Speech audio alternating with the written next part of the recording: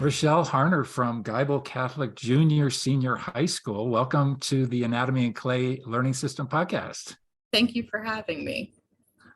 Great to touch base with you. And I reached out because I think you took a professional development course sometime last year and left some favorable comments about your Anatomy and Clay work, or at least that particular class. And so we wanted to just reach out to you and find out how it's going. But before we dive into all that, can you just tell us where you teach? Where is Geibel located? And tell us a little bit about the community.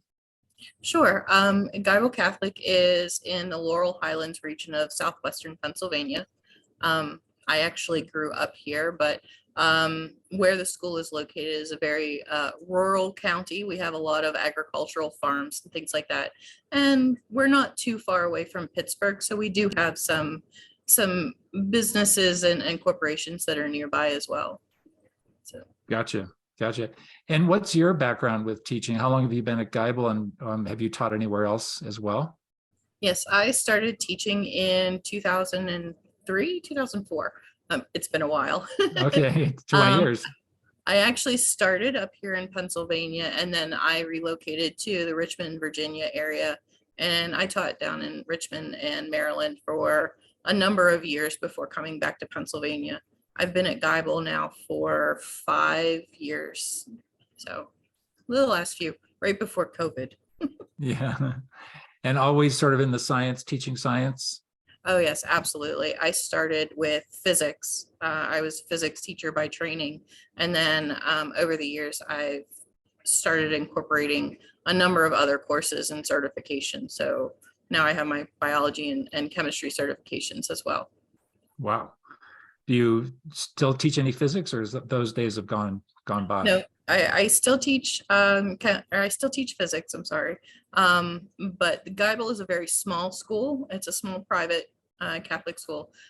So I teach a variety of classes. I have one physics class right now, and Wow. I alternate every other year between the physics and my anatomy and physiology class.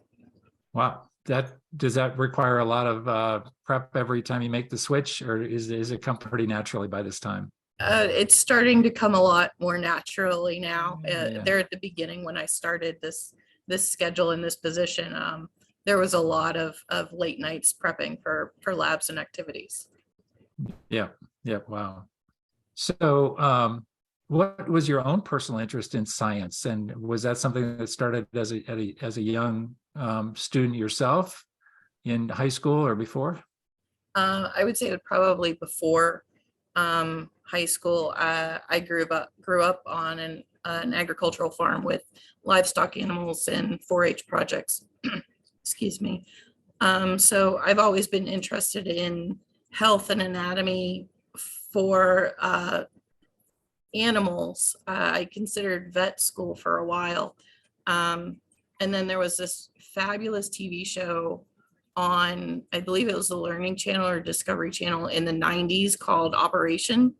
And they filmed live operations with various doctors or various ailments. And I absolutely loved that program. So that switched my entire career trajectory. And I really wanted to become an orthopedic surgeon, working on bones and joints and the musculature of people being able to move. Unfortunately, I developed carpal tunnel in both of my hands in high school. I trained classical piano for a number of years, and I had to have surgery on my hands when I was 19. So oh my gosh, I have permanent damage in my nerves, but that kind of curtailed the ambition of being a surgeon. So I love science. I loved learning about science. And I loved it when other people had those aha moments of figuring something out. So it was a naturalish transition into education. And like I said, I started in the physics classrooms, but I've branched out since then. Yeah. It's interesting. The operation show, there was sounds like you had no degree of squeamishness about watching that. It was just, and maybe growing up on a farm, you're more familiar, more up close with life and just being around that kind of thing. I don't know exactly, but Yeah. Yeah, I had no squeamishness in watching the television show at Yeah. all. Now, my brothers, they couldn't handle it at all, but my mother's family also came from a medical background. I've got a couple of nurses and an OR nurse, a X-ray technician. Ah, So there was a natural interest within the family as well. So I don't know, it might have come naturally, but yeah, growing up on the farm didn't persuade me to do anything else because of squeamishness. So yeah, that's great. So after the detour into physics, then to come back to anatomy in a way kind of brings you full circle a little bit. Does mhm, that feel right? Does that feel right? yes, it really Yeah. does. Yeah. Um, and I honestly try to combine both of them together, just with the motion and the the muscles and how they pull and push and the different sports injuries that people can have and how that affects their motion long term in recovery, and also how that affects the anatomy as well at the initial injury. So there's tie overs that I've been able to make in both classes, and that has really been interesting with my students as well. And they understand that overlap and the common threads between physics and anatomy. They grasp that. Yes. Yeah. Yeah. Since we're a small school, a lot of my upper level science kids, I have multiple times for both classes or other classes as well. So we are able to branch things over from class to class and see how it all ties together as well. And they understand why we do that. Gotcha. Just you say small, what are we talking about in terms of your class size or the whole school? The whole school is around 130, 150 Okay. students, and Wow. that's 7 through 12. So we're really small. Wow. You know everybody. Everybody knows Yes, everybody. we all know each other. It's a big family around here. My anatomy classes, I normally have about 20 students each time we have the course. Now, like I said, I alternate years with the physics and the anatomy class. Because they're both college and high school credit classes, we earn college credits. Our students earn college credit with the physics and the anatomy class through some local colleges.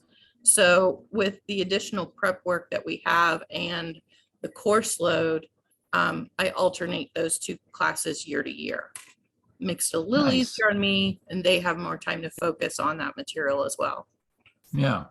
Care to mention the names of the colleges you work with? One is Mount Aloysius College, and that's over in the mid-state of Pennsylvania. One is Seton Hall University, Sure. and then St. Vincent College in Latrobe. Great. Great. And where are your kids sort of headed? Where do you know where your students, are they thinking medical career? Are they thinking something in the health field, or you know, what kinds of, are your students all headed to college, or some just heading straight to work? What kind of variety do you have? Most of our students are headed to college. Some are more geared towards a technical career path. Mhm. But for the most part, everybody is going to some sort of post high school Yeah. education. Now, as far as what they're going to be majoring in for those that are going to college, we've got several that are looking at nursing paths, physician's assistants, some that want to get into kinesiology or physical therapy. So we do have a healthy population of our small school that are interested in the health fields. Gotcha. Gotcha. Very good. Well, I understand you have not been using Anatomy and Clay all that long. So it sounds like you may have taught a course or a semester or two of Anatomy and Physiology without the Anatomy and Clay learning system. Is that right? That's correct. The first year I taught it, we did not have the Anatomy and Clay system yet. It was brand new to our students last year. And then I was able to take that professional development course last summer, so 8 months ago. Yeah. Could you describe from your experience what that professional development experience was like? Where was it and what did you think of it? It was 2 days in July, and I was actually able to take it online. Oh, great. So I was actually here in my classroom with Nice. all of my materials and able to do that over the summer. And the course that I took was incredibly informative and really tied a lot of how to use the system in an effective way with my students. Because like I said, we got the systems at the beginning of last school year, so a year and a half ago. So whenever I used the systems in the class, yeah, some of the materials had come in and I was able to find some resources online through the Anatomy and Clay website or the teachers forum that's on Facebook. But I didn't have a really good way of tying it all together into a very thematic unit that stretched the course of the year.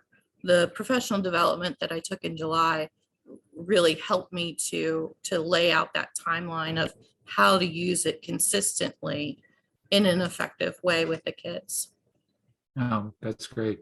And so those 2 days, that was 2 days straight, back to back? Yes. Yeah, then that must have been pretty intense, I assume. Yes. Like I said, I have that carpal tunnel in my hand, and those 2 days of working with all that clay very straight. I was glad to have it kind of done whenever we were finished, but it was very informative and very helpful for the time that I spent in the class. Yeah. Can you talk about just a little bit about how your students reacted to introducing the system? What were some of their reactions to working with clay and learning anatomy at the same time? They were a little apprehensive at first because it was not something that they were familiar with as far as doing in science class. You know, we're used to test tubes or plants or, you know, microscopes, but this seems so much more like an art project to them, you know, working because we have a fabulous art teacher downstairs who does a lot of clay projects with the students. So in a way, they were familiar with using clay, but not in the context that we were using in class. So they were a little apprehensive to start, and then they really started to get into building those muscles and making the striations within the muscles and the bundles and seeing how their learning improved by using that system with the mannequins. Yeah. And could you, from your perspective as the teacher, could you see them grasping those concepts readily? Yes, it really helped with the attachment points of where the muscles attach to the different bones and how those muscles would cause the motion of lifting a limb or turning something around, and seeing those muscles, even though it's in clay, the visual aspect of that really helped them to picture what is going on internally within their own bodies. Right, which brings it right back to physics, correct? Yeah, that's great. Levers and pulleys and things like that. Yes, very much. Yeah, that's great. What methodologies for teaching anatomy had you used prior to Anatomy and Clay? The first year that I taught it, it was very much it was a new course for me, so I was reviewing the material a few weeks ahead of my students. So it was very much doing the diagrams and labeling diagrams, you know, using colored pencils to make it a little more visually interesting, and doing a lecture base with a few activities incorporated in as we were building our materials for the course. So a very run-of-the-mill kind of lecture, application, activity, and then some type of assessment. Since I started using the Anatomy and Clay, that's changed very much, where we can do a little bit more inquiry based, where I can give them a situation and say, we've built these materials or we've built these muscles. How does this work in performing some action. What is the reasoning behind how this works? And giving them that time to struggle and figure it out on their own has really improved their retention and their understanding as well. Excellent. That's great. That's great. Do you sense among students just a growing awareness of their own humanity, their own physical body, own appreciation for what it can do as you teach the course? Yes, very much so. Yes, they've had the body systems before in a biology or a health class, but whenever we really dig down into the material and they understand more how homeostasis works and how what they put into their bodies affects the functionality and their overall health, I do see that change over the course of the year where they internalize how their actions and how they treat themselves or others treat their own individual selves can really have a massive impact on their health and their well-being. And again, you think you mentioned this earlier, just the connection between health and well-being, and if there are any athletes in your group, just understanding injuries or any kind of sports impacts or training, perhaps, things like that. Yeah, I've had several athletes who we've looked at traumatic brain injuries after students have had concussions with their permission. You know, obviously, I don't want to point anything out Right. as they're in recovery, but they've also had friends or other family members who've been injured in similar ways, you know, joint injuries, broken bones. You know, we incorporate all of that so that they understand, you know, what consequences can happen and how that can be recovered or lead to long-term damage as well. So we do have those discussions throughout the year regarding health and injury and those kinds of things. Yep, very good. Are there any issues or parts of your curriculum that you need to sort of coordinate with the Catholic doctrine? Anything that, you know, it might be an issue that you need to make sure is something that fits with your school's philosophy?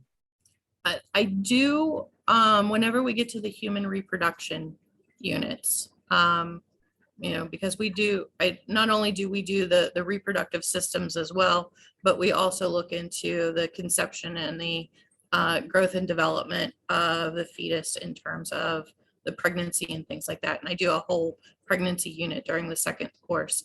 I do have to coordinate with our chaplain and our local priest and bishop to make sure that what we do cover in the class is still in line with the Catholic doctrine. So while I can't talk about certain subjects that are more socially acceptable in the normal population, I can still talk about preventative measures as far as health and well-being for sexually transmitted disease and how things like condoms can be used to prevent transmission or to treat certain diseases such as sexually transmitted issues. But beyond that, as far as preventing conception, we're not allowed, or terminating a pregnancy, I'm not allowed to incorporate those into my class. Yeah, very good. Are there any parts of just the whole curriculum that are your favorite parts to teach? I mean, particular muscle group or limb or any kind of anything that comes to mind, that something that you find particularly fascinating? I find the wrists and the knees my favorite joints. The wrists because of my own personal injury. The knee because my brothers used to race motorcycles when we were kids, and both of them had multiple broken bones and injuries from motorcycle racing. And my husband also played football when he was a teenager, and he ripped every single ligament in one of his knees. So, you know, I'm allowed to use my own family's history and explain how that works. So those are my two favorite joints. As far as an overall system, I really enjoy our pregnancy unit and how we go through that development and growth, you know, for a woman and the child as they approach pregnancy and delivery. Gotcha. Very good. Are there any tips you'd like to pass along to other teachers who might be new to the system or using it, might be in that same phase of being a little bit, I don't know, just unfamiliar, not daunted, but just unfamiliar with it and watching it roll out? Are there any, you know, ideas you might have for how to communicate with students about how it's going to go and what in particular to do or not do? As far as the teachers go, I would highly encourage them to sign up for one of those professional development courses. That was very eye-opening and changing for me on how to use this system in my class. As far as using it with the students, set up a system that you go over with your students for the first couple of times on how to work with the clay, the sizing that you need to break pieces off. Use something on the table like a cutting board or, you know, a thick piece of vinyl so that it makes cleanup a little easier. Yeah. And have the students be very proactive and responsible for their materials. They have a lot of fun with it. They really enjoy our clay days whenever I come in and say, we're doing clay today. And they run over and get their supplies out and start as soon as we can in class. But sign up for the professional development, let the students get in there and start working with it and really incorporate it in the curriculum because it's very worthwhile. Excellent.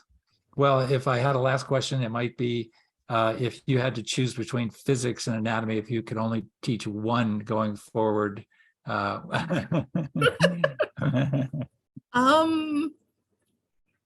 Physics will always be my first love, but anatomy is so much fun. Yeah. Okay, you're not answering it, but you're answering it. I get it. That's great. Rachelle Harner, thank you so much for your time today, and wish you the successful balance of the school year and all your future endeavors. Thank you so much. Thank you too. It's been a pleasure.